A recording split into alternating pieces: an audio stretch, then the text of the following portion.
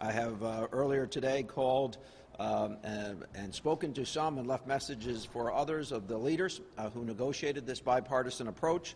Very appreciative of their hard work. I think it demonstrates once again that we can do things on a bipartisan basis in Connecticut that simply can't be gotten done in Washington or most other state capitals.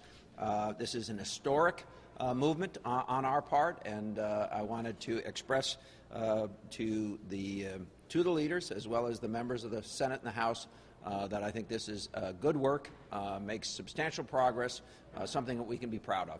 With that, I'll be happy to take questions on point and others. You know that some of the Sandy Hook families that were up here yesterday don't feel it goes quite far enough in terms of the magazines. And you had issued a statement expressing support for their position yesterday that this registration maybe isn't quite, I mean, they didn't want to see the existing ones to remain in anyone's hand. I think that this is a vast improvement over prior law.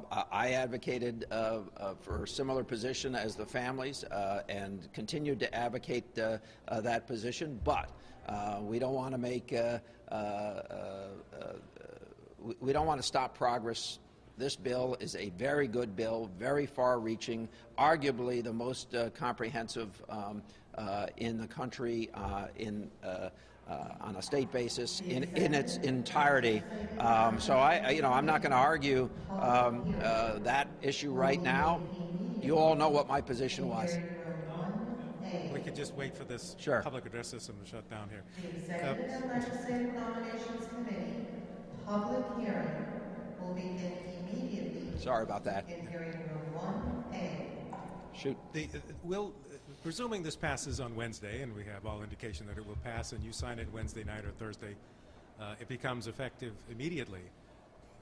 Is the state police going to be up and ready for all of this paperwork for registering all of these devices that fast? Well, we'll get up to speed as quickly as we can. We will strictly enforce this law. We will come up with appropriate regulations to enforce this law, but I think it's important that it go into effect as soon as possible.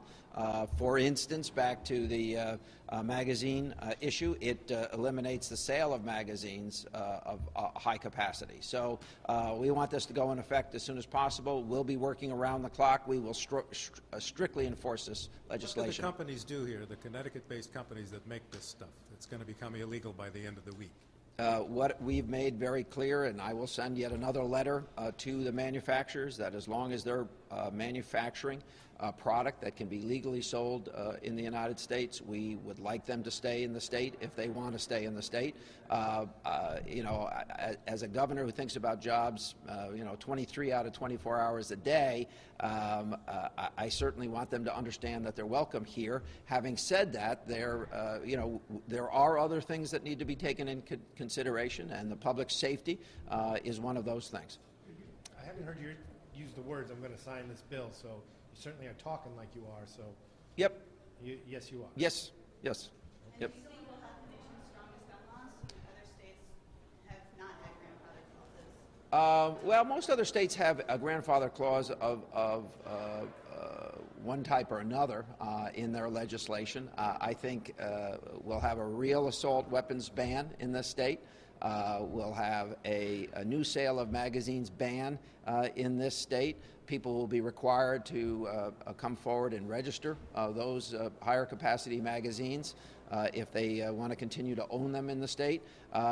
Taken on its whole, listen, I haven't gone line by line through everything, but I think you can make an argument, a strong argument, that this is the toughest law passed anywhere in the country. How fast do you assume that this law will be challenged? I don't think it'll be successfully challenged, but people go to court every day. Did your administration participate in negotiating the language that's going to change the risk reduction earned credit program? Oh yeah, actually, that language, quite frankly, just codifies what we've been doing all along. We required violent offenders to serve 85% of their sentence. So it is a codification of the practices that we had put in place at the Corrections Department already. Misnomer then to say that it repeals the early release program? Nomers. Listen, I think that particular issue has been highly politicized for some period of time. A whole bunch of people ran on that issue, not terribly successfully, and we made it very clear. Well, let's just concentrate for a moment. Crime continues to be down since I became governor. Recidivism is down since I became governor. We have put into place good programs, this being one of them. We've codified it. We've codified the way that we are administering the program, or at least we propose to codify that in this legislation. There have been numerous shootings all across the country. Do you feel that Newtown was a tipping point and that lawmakers, even those who may have been hesitant to pass legislation, wanted Connecticut to make a statement? I think we're doing what's right for Connecticut. I think that we need a national, no way around a background check system, which requires every state to supply the same information to that system. That's what we need to be done on a national basis to really move the ball forward on a national basis. Having said that, this package of laws in Connecticut, which was drafted on a bipartisan basis, will pass on a bipartisan basis, is a very strong statement to the rest of the country. And depending what comes out Wednesday, which I understand there will be strong support, and the president is coming Monday, will you sign the bill immediately? Yeah, I will sign it. I'm going to sign it. At least everything I know about the bill, and we've gotten it in sections over a series of days. Certainly plan on signing it. Did the families ask you to veto it when they met with you yesterday? No. Governor, can you tell us what you know about the president's visit on Monday? Apparently, he's coming back to talk about gun control. Yeah, I had discussions yesterday with the White House about a potential visit here. I'll let them share the details. They've announced, they've made an announcement that they're going to be here. I'm not going to undercut their efforts at this point, so I'd rather anything that's going to be said over about that trip be said by the president. What do you say, Governor, to the gun? If this all goes as planned tomorrow, that's a good backdrop for the president's visit? Yeah, I think, first of all, I don't think the president needs a backdrop wherever he goes, but I understand the point, and yes, I think it's a good backdrop in that sense. To the gun owners of Connecticut who came up here in astronomical numbers to say that most of this stuff is unnecessary, that they're legal gun owners, and that you're not really going after the real problem, someone who had a problem, who had access to a gun, who committed an atrocity. Not legal gun owners. What do you say to all of those people who came up here? There are weapons that are inherently more dangerous than others. When you can walk into a school and kill 20 children and 6 adults in less than 5 minutes and get off 154 rounds in that school, that is a dangerous weapon. Interestingly enough, we have had an assault weapons ban in this state since 1993. But it was drafted in such a way that you could drive a truck through the loopholes. Those loopholes are now going to be closed. That's what I would say. Yes. For this bill, I mean, how many people will have to be added to the state police and hired to register, to do background checks? I will honestly tell you that we don't have those numbers yet. There is no fiscal note, for instance, with this legislation, but it's clear that this legislation is a priority and will have to be accommodated one way or the other. Yes. Gun stores today are just across Connecticut are packed. Do you have any concerns about people just stocking up on weapons and ammunition right now? There's nothing I can do about that. I think these weapons are inherently more dangerous than others, and when they are abused, they are more dangerous than others. This legislation apparently will be enacted tomorrow. It'll be signed very quickly, and we'll end that practice when we can. Gunmakers say that people who make the Bushmaster say that if you lose the pistol grip, you still have the semi-automatic function, and to their mind, the gun is less safe. To your mind, how is that gun safer? You've talked about a dangerous weapon and getting them off, but we'll still have that same gun. How is that safer? Listen, I'm not going to speculate on what designs that manufacturers will come up with to get around this language. I think this language is broad enough for us to eliminate the sale of those weapons. If it needs to be adjusted in the future, we'll adjust it in the future. Governor, you've said No, he's been trying to get in. Back to Christine's question. Yesterday at the press conference, we were told that this language would eliminate the early release program. Then we were told later that it was not. I believe was what she was asking. What is your interpretation of the language? That it codifies the practice that we had already put into place with respect to earned credit. We want people in jail to get the treatments and the education that makes it less likely that they will commit additional crimes when they get out of jail. That system will remain intact, but the codification specifically that is referenced here is the 85% for violent offenders. Well, that has been in place, but now will be in the law. Governor, a couple times now you've talked about the bipartisan nature of this agreement. Yet throughout the process, you seemed at times to express frustration with this bipartisan approach, and perhaps even suggested that Democrats use their numbers just to get this done. How do you reconcile those past statements with what you just told us today? Well, let's be very clear. I think we made progress because I played the role that you just described. Deadlines were being missed. I needed to speak to this issue.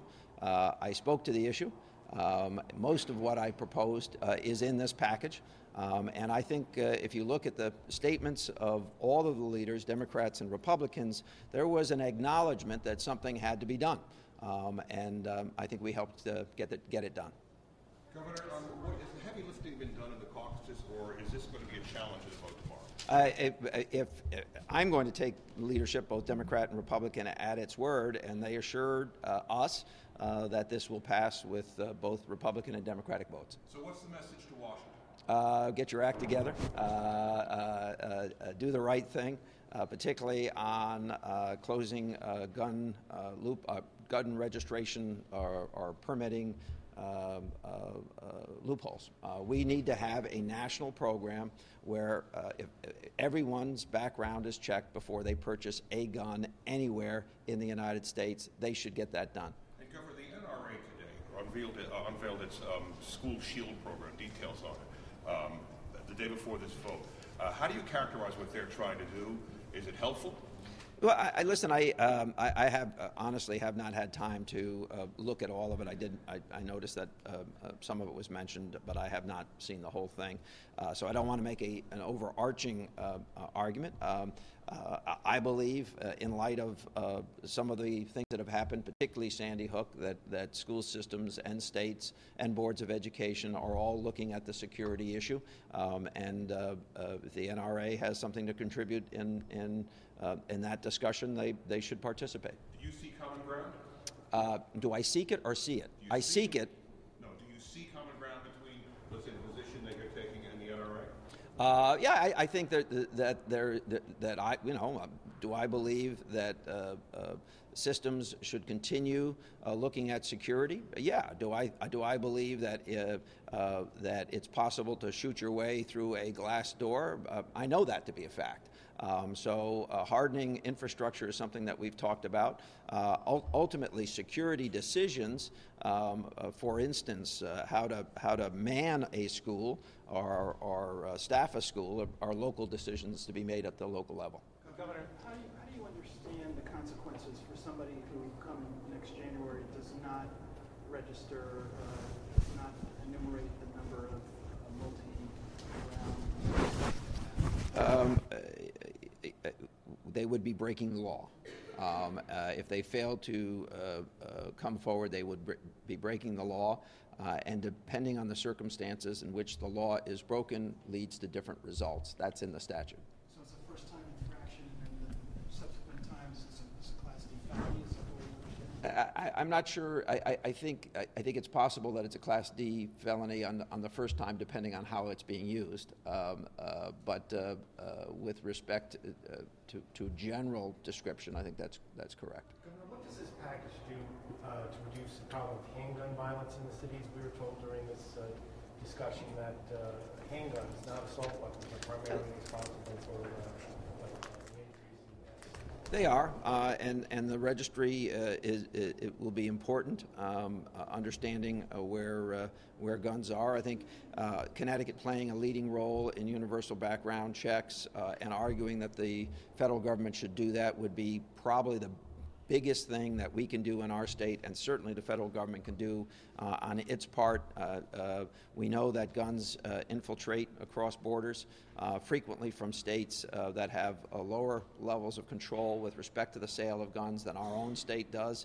Until that loophole is closed, we're not going to have as much success as we might otherwise have. Having said that, we have homicides are down both in Bridgeport, New Haven, and also Hartford. We're working with those municipalities. We have strategies that are being deployed. We're going to continue to deploy that. We're moving to Bridgeport quickly with our deterrence program. So we're going to work on these issues jointly. You talk about the Washington getting its act together, but do you really, I mean, this is a big country. You've been around at least as much as I have. Do you really think what Connecticut does has any impact at all on places like Texas or the Dakotas? They have 2 senators too, you know. Yeah, I think we're going to, whether we get to a universal background check in the next few days, the next few months, or the next few years, I think we're going to get to universal background checks. Our good friends at the NRA obviously supported it at one point.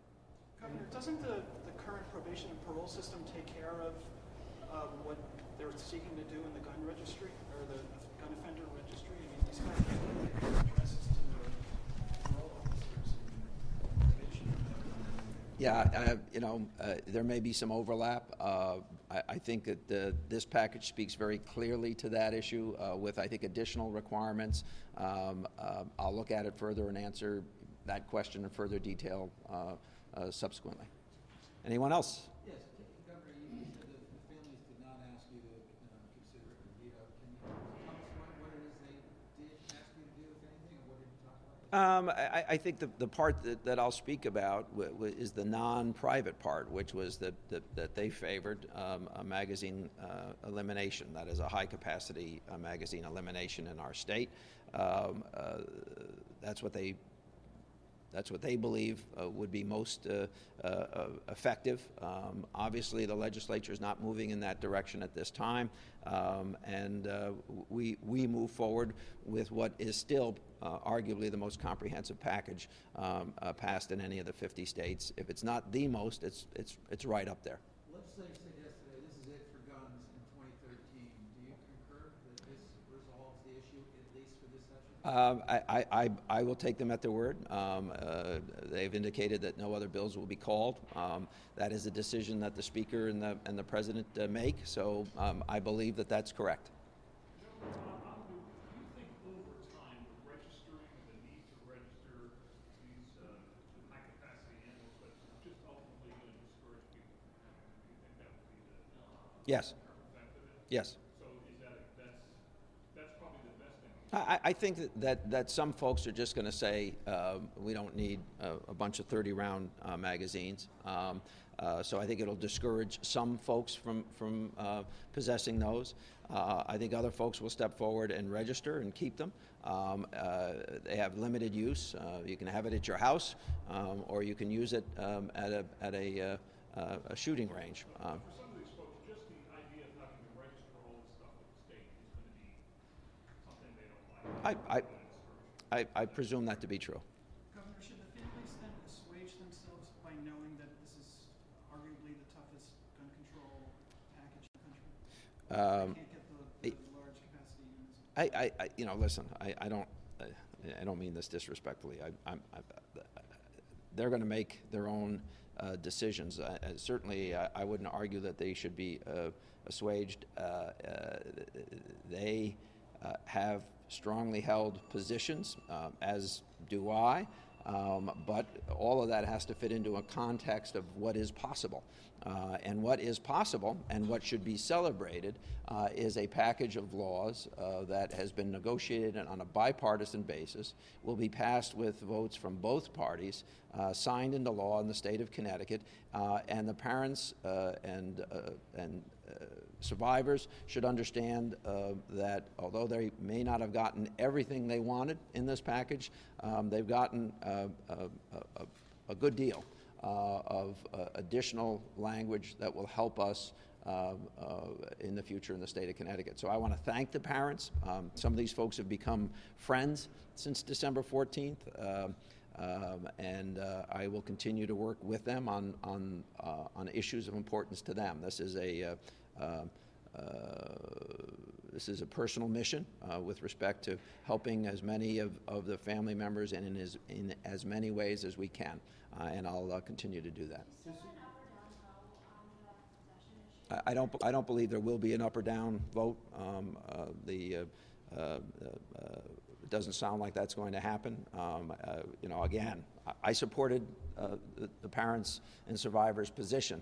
The legislature's come forward with a bipartisan package, which is going to be called tomorrow, which I think will, I'm quite confident will pass, and we move on with what is arguably the most comprehensive package in the country. Can you sign it on Wednesday? I don't know whether I can't sign it till they get it to me, and I'll discuss that with the leaders. I'm sure later today. Does your understanding of universal background check also include transactions and transfers among family members? It should, and regulations need to be promulgated as to how exactly that will happen. There should be no transfer of weapons outside of that system. What is your reaction to statements on talk radio and call-in shows that nothing in this package would have prevented what happened at Newtown? What is your reaction to that? Listen, if Mrs. Lanza had not been able to purchase guns, the likes of which she purchased, then Mr. Lanza, Adam, would not have been able to kill as many people as he did.